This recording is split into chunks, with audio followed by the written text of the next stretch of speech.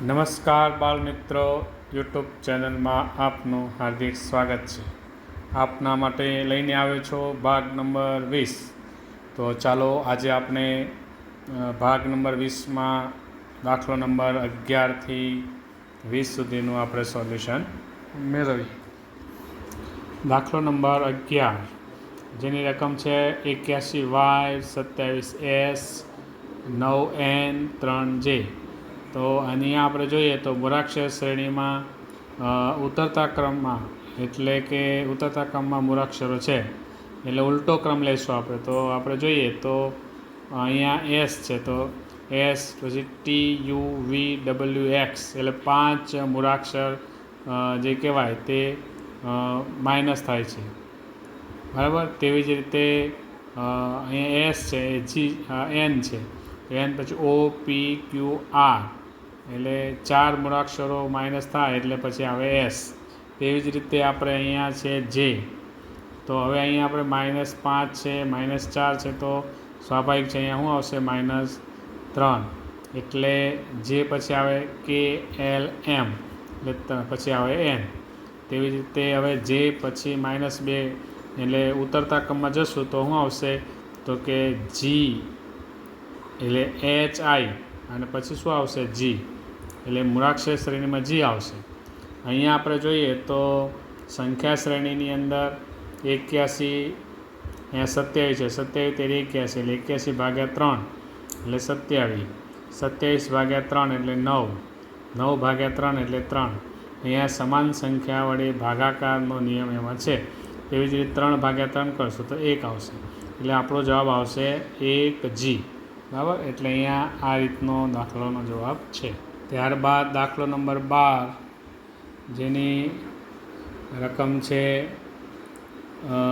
2A 11 4D 13 12G 17 અને પછી આપણે જવાબ શોધવાનો છે.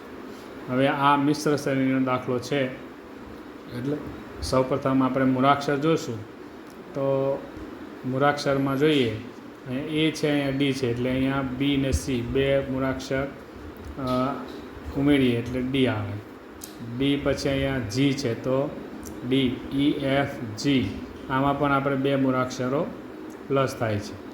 ત્યાર પછી પણ હવે આપણે જોઈએ તો બે મૂળાક્ષરો લેવા પડશે એટલે જી પછી કયા બે મૂળાક્ષરો આવે એચ આઈ, તો હવેનો મૂળાક્ષર કયો આવશે તો કે જે.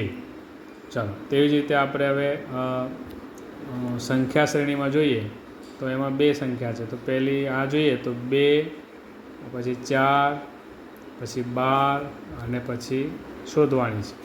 તો આમાં કઈ રીતનો નિયમ છે તો કે અહીંયા 2 ગુણ્યા 2 એટલે 4, 4 તેરી 12.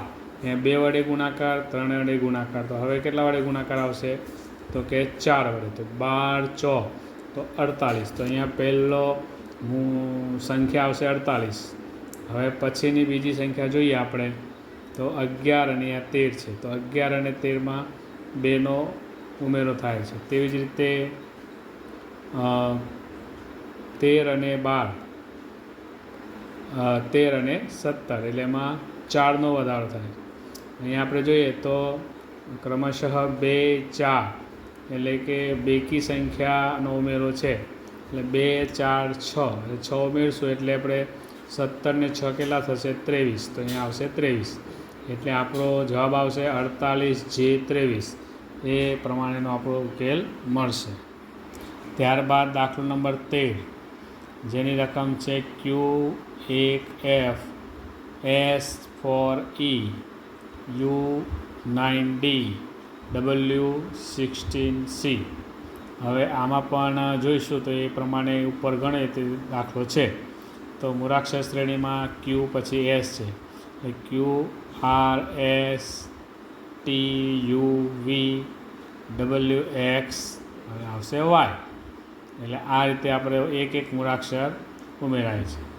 હવે સંખ્યા શ્રેણીમાં જોઈએ બીજે મૂળાક્ષર શ્રેણી તો F પછી E છે,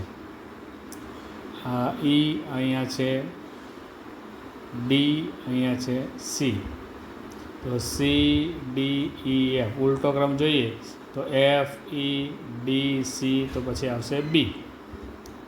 બરાબર. એટલે અહીંયા પહેલાં એક્સ, અહીંયા બી. હવે સંખ્યા શ્રેણીમાં જોઈએ તો અહીંયા 1 છે, અહીંયા 4 છે, 9 છે, 16 છે. તો આ જે રકમ છે તે પૂર્ણ વર્ગ સંખ્યાઓ છે. તો આપણને ખ્યાલ આવી જાય કે 1નો વર્ગ 1, 2નો વર્ગ 4, 3નો વર્ગ 9, 4નો વર્ગ 16. હવે પછીનો અંક આવશે 5. તો 5નો વર્ગ શું આવશે? 25. એટલે અહીંયા આપણે જોઈએ તો સંખ્યા શ્રેણીમાં ક્રમિક પ્રાકૃતિક સંખ્યાનો વર્ગનો નિયમ લાગુ પડે છે. Number 14, B6C, C12D, D20E, E30F.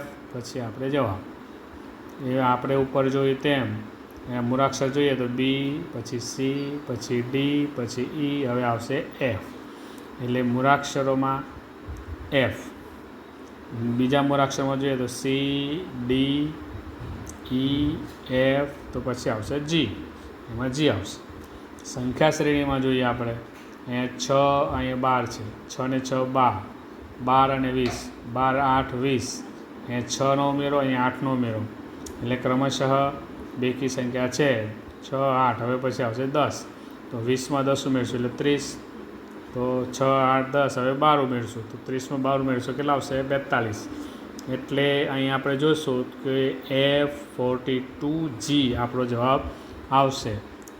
સંખ્યા શ્રેણીમાં ક્રમિક બેકી સંખ્યાનો ઉમેરો અને મૂળાક્ષર શ્રેણીમાં ક્રમિક મૂળાક્ષર શ્રેણીનો ઉમેરો, આ નિયમ એમાં લાગુ પડે છે. દાખલો number 15, 7T 90, Q9Q 16, 11N 13, 13K 10, 15H 7.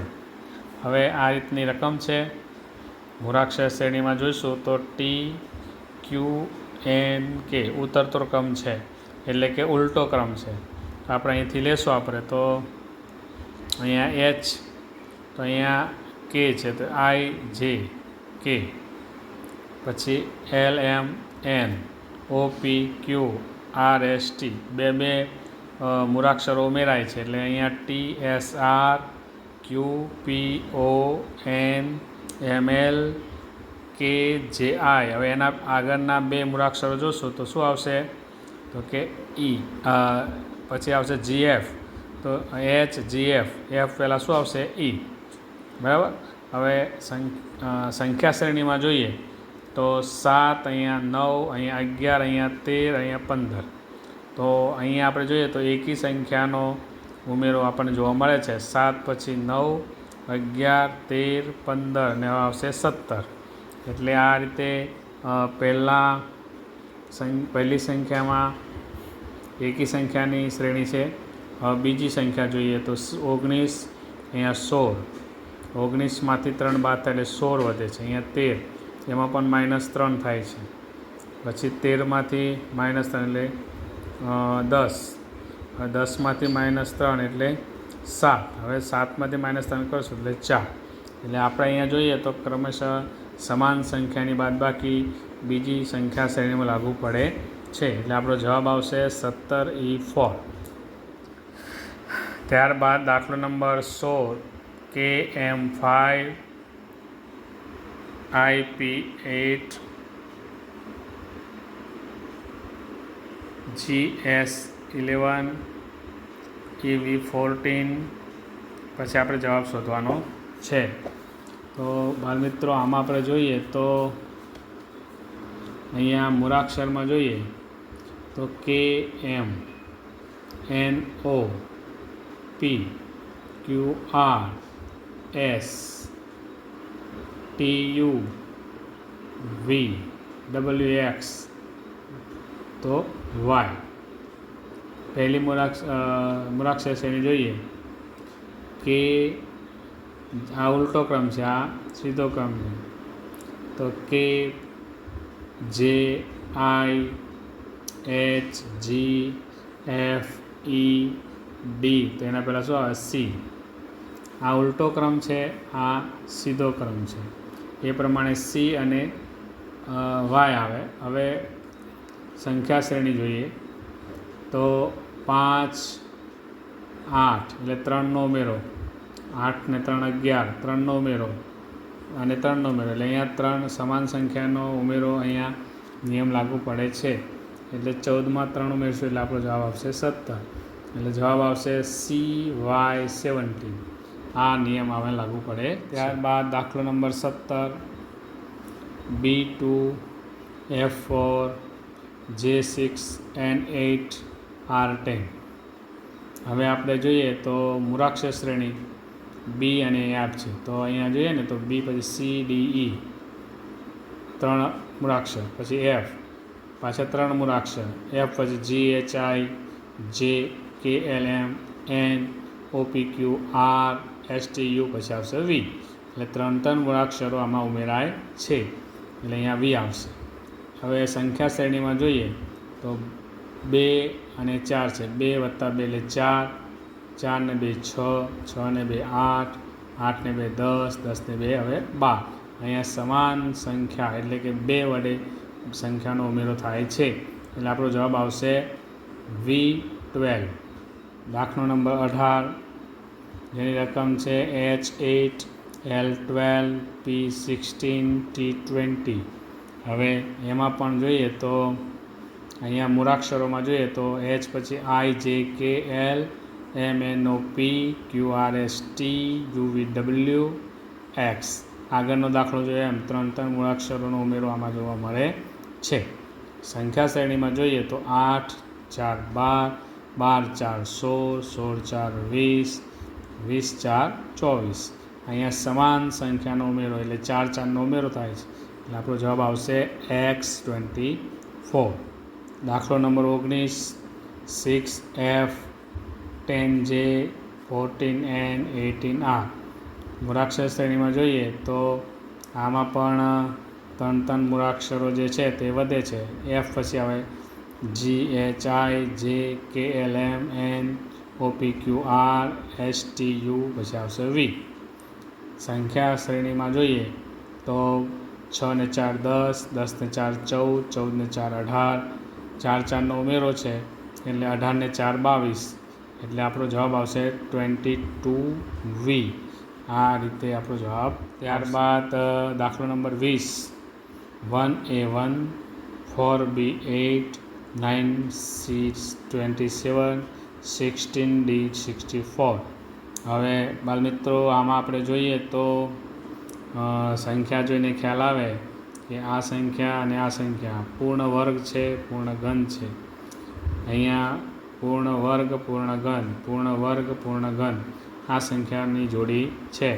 1નો વર્ગ એટલે 2, 1, 1નો ઘન એટલે 1, 2નો વર્ગ 4, 2નો ઘન 8, 3નો વર્ગ 9, 3નો ઘન 27, 4નો વર્ગ 16, 4નો ઘન 64. તો હવે પછીની ક્રમિક પૂર્ણવર્ગ સંખ્યા જોઈએ તો 1 2 3 4 5. તો પછી આવે 6, 4 આવી ગઈ એટલે આવશે 5.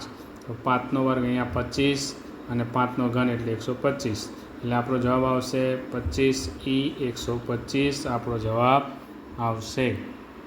તો બાળમિત્રો આજે આપણે ભાગ નંબર 20માં 11 થી 20 દાખલાનું સોલ્યુશન મેળવ્યું. હવે પછી આપણે ભાગ નંબર 20માં આપણા 21માં લઈને આવશું, જેમાં શ્રેણી આધારિત વિશેષ પ્રશ્નોનું સોલ્યુશન મેળવશું. નમસ્કાર.